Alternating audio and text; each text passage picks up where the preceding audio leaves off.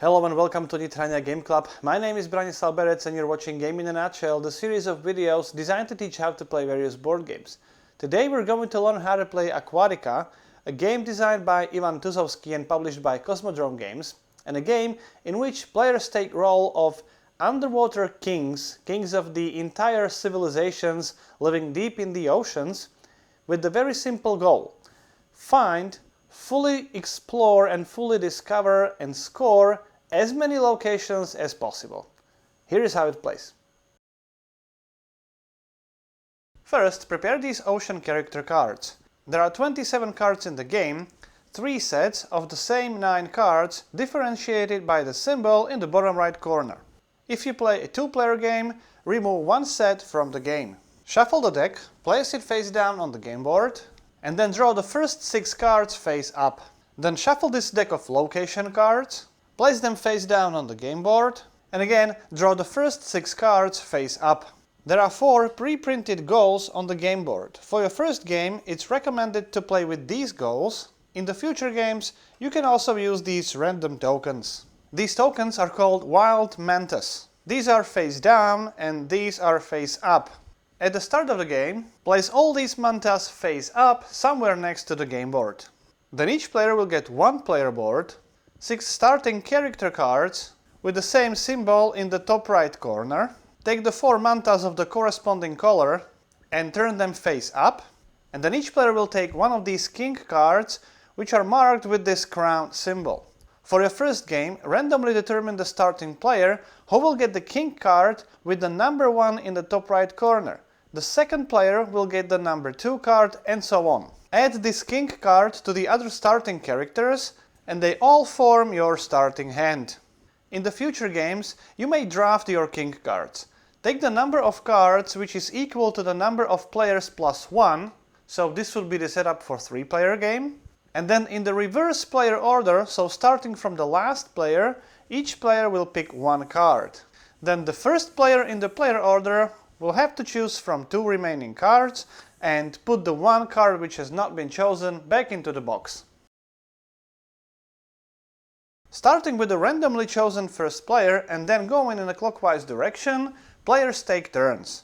On your turn, you must perform 1 main action, which means you have to take 1 character card from your hand, play it in front of you and take the action depicted on the card, and then you can take unlimited number of additional actions from your locations on your game board. And you can also flip these mantas face down to take the action depicted on that manta. When you perform actions from your locations, slide the location up. Only fully risen locations can be scored this number of victory points, but again you need a specific action to do that. At the end of your turn, take the character card and place it into your personal discard pile, and then it's the next player's turn. When you need some character cards which are in your personal discard pile, you can play the starting character card with a specific action, which allows you to take all these character cards back into your hand. These mantas help players by either providing resources or special effects. You can use them anytime on your turn, and when you do, turn them face down. However, you can use these mantas only when you use the corresponding action, and I will talk about that in a minute. Then, to reactivate the mantas which are face down, you need to perform specific action. Now, I will explain all the important actions in the game. Recruiting is always played as the main action. When you recruit a character, choose 1 character from the main board and pay the corresponding price. The first one is always for free. If you want to buy characters which are further down the line, you need to pay coins, and you can only find coins on your location cards or on your mantas, sometimes even on the character cards. So let's say I want to buy this diplomatic crab, so I need to pay 3 coins. Now, I have a location card which has this +2 coin symbol in the topmost visible circle, which is called the depth, then another card with a +1 coin symbol and also the manta, which gives me another coin. I can perform the additional action by sliding this location card 1 circle up or 1 depth up, which gives me those 2 coins. To get the third coin, I can either slide this card up or use the manta. As you will see later in the video, it's very beneficial to slide the cards up, so I will use the third coin from the location card. With those 3 coins, I can take the character card and put it into my hand. Then slide the characters to the left and draw the new character card from the deck. Buying a location is another main action on the character card. To buy a location, you will again need coins. So it works in the same way as recruiting characters. Choose one location from the game board, either from the bottom row or later in the game from the top row, and pay the corresponding price in coins. Again, you will get coins from the character cards, from mantas, and from locations on your game board. So in this case, for 1 coin on the character card and 1 coin from the manta, I can take the location card, which costs 2 coins. Then I need to choose one of these empty slots on my player board, it doesn't matter which one, and then I need to slide the card so that this topmost circle, the topmost depth, is still visible. If you buy a location card which has no depths at all, simply slide that card until only these prosperity points are visible. Then do not refill the empty space after the location from the game board. New locations will come into play only with the scout action, which I describe later in the video. Conquering location is another main action. Basically, it works in the exact same way as buying a location, but instead of coins, players need to use these power symbols.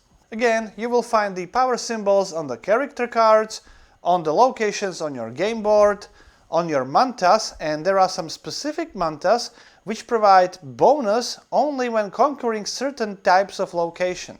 There are 4 types of locations in the game, and this manta, for example, provides +2 power when conquering these types of locations. In addition, later in the game, when you conquer locations from this top row, you need 1 less power. After conquering the location, you need to choose the empty slot on your game board and slide the location so that the first depth circle is visible.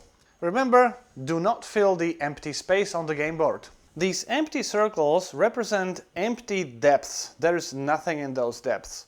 However, you cannot move the card up by 1 circle just anytime you want. For that, you need to play this raise location action.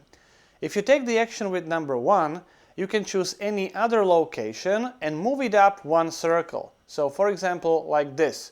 Obviously, you also move the card from which you take that action. When you take the raise location action with number 2, it means that you can either take 1 other location and move it up by 2 circles, or split the raise by moving up 1 location 1 circle up and another location 1 circle up as well. Just to reiterate that when you take the raise location action from the location card, because you take that action, move it up by 1 circle, and then you can raise any other locations. You can never raise the same location card. When you take the raise location action with this symbol, choose any other card, any other location, and fully raise that location. However, you have to ignore all the symbols and all the effects that you skip. You can also take the raise location action from the character card as the main action, or from mantas. And again, you don't have to move only through empty depths. You can also move through any other depths containing symbols and effects. But anytime you do, you ignore the effects that you skip. Anytime you fully raise a location, either by taking an action or by the effect of taking the action, and there is a manta symbol at the bottom of the card, immediately take that manta. Take the corresponding mantas from the general supply, take them face up, which means they are ready for immediate use. When you fully raise the location, you still don't get these victory points called prosperity points. To do that, you have to take the score action. You can take it either as the main action from the character card or as an additional action. When you take it as a main action, take any location which has been fully risen and place it into your scoring area. You will score the appropriate number of victory points or prosperity points at the end of the game. When you take it as an additional action, don't forget to cover that symbol, and then you can score any other location on your game board. When you take this scout action, you can only perform that action when there are maximum 4 cards in this bottom row, because first you need to take the top row and discard all the cards and move all the remaining locations from the bottom row to the top row. And that's the reason why you can only take this action when there are maximum 4 cards in the bottom row, because the top row has a limited capacity. Then draw and place 6 new cards face up onto the bottom row. In order to conquer the locations in the top row, you need 1 less power. Now remember, anytime you can perform the action, you must perform the action. So if you take the scout action and you can perform the scout action, you must, even if you don't like it. When you take the action on this Nithrania character, first, this symbol indicates that you can take all the character cards from your personal discard pile and put them into your hand. So this way you recover all your character cards. Then you can unflip all your mantas, which means all mantas that have been used can now be turned face up and are ready for immediate use. Finally, this character cannot be discarded, which means it goes back into your hand. Now let's take a look at one turn example. Let's say I want to play this seahorse character. I can scout and gain 1 power and conquer 1 location. There's this location on the game board which I want to conquer, so instead of 5 I will only need 4 power. But I need to start with this scout action first. However, the bottom row still has 5 location cards, so I cannot perform the scout action. In order to gain 4 power to conquer this location, I can use this 1 power from the character card, then I can use +2 power from this location card, and then I can see another +2 power on this card. Now normally you will try to raise the locations as quickly as possible. However, when you gain power and you gain enough to conquer a location, you have to stop gaining power. That means when I take 1 power from the character card, 1 power from Manta, that's 2, and 2 power from this location card, I have enough and I'm not able to use this +2 power from this location card. But I can take 1 power from this character card, +2 power from this card, which gives me 3, still not enough, which allows me to take additional +2 power from this location. Now, since I can take these additional actions before or after the main action, I can take this additional action before my main action, so I can take one of the character cards from my personal discard pile and put it into my hand. And now I can take the main action, which means I take 1 power from the character card, +2 power from this card, and +2 power from this card. That gives me enough to conquer the location, which I can put into my empty slot on my player board. And with that, my main action is over, but I can still use the actions on the locations cards. I can take this action to rise 1 other location 1 space up. So I take this one, rise this location up, and I can immediately take this wild Manta, put it into my reserve, which is ready for immediate use. Now I can take this score action and score the only card which is already fully risen, so I can take this card and put it into my scoring area. And now I can take this action to fully rise another 1 card. I can do it with this one and immediately take another Manta ready for immediate use. Then I can flip this Manta, which gives me 1 rise location action. I can flip it face down and raise this location, which gives me another wild Manta with the scoring action. And because it's ready for immediate use, I can immediately flip it face down and score this location card. Now the only remaining action is raise location, but I don't have any other location which I could raise, so my turn is over. There are 4 goals on the player board. These pre-printed ones can be changed in the future games with these tokens. For each goal you complete, you can score a certain amount of victory points. Anytime during your turn, when you meet the requirements, like for example having at least 3 cards in the scoring area, you may, but you don't have to, take one of your mantas, either face up or face down, and they have to be your mantas, not the wild ones, and put it onto the first available spot on this goal track. The manta you place here will not be available until the end of the game. You can score each goal only once, but the earlier you score it, the more victory points you will get. Players keep taking turns until one of the 3 game end conditions is triggered. The game will end if either one player completes all 4 goals, or when the locations deck runs out, or when the characters deck runs out. After the player triggers the endgame condition, all other players, including the player who triggered the endgame condition, will take 1 more turn. After that, proceed to final scoring. Sum up the victory points from the goals.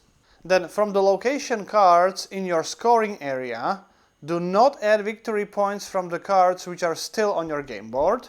And then add 1 victory point for each character card in your hand, not in your discard pile. Whoever has the most points is the winner. So that's how you play Aquatica. In this game you can pull off a lot of powerful and beautiful combos, and if you would have any questions or comments, I'll be very happy to answer your questions. If you like the show, if you like the series, please subscribe. My name is Branislav Berec, you've been watching Game in a Nutshell, and hope to see you next time.